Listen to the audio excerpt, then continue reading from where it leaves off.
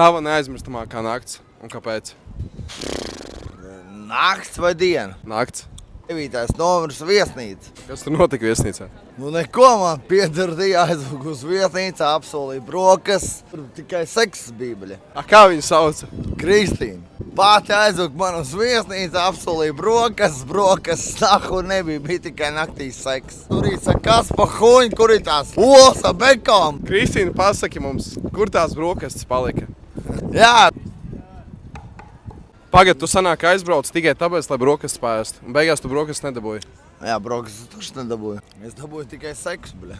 Un mani savarvēja, lai aizvest. Nu, ķipējam uz viesnīcu, tur būs brokas. Arī citas meitenes, ja jūs šo skatāties, tad obligāti šim džekam ir jābūt brokastīm no rīta. Nu, izmaz kafiju. Savādāk nav jēga, ne? Tad jūs eboļi var nirgāties pa manīm, bļa. Kaut kā neiet krastā tas viss pasākums.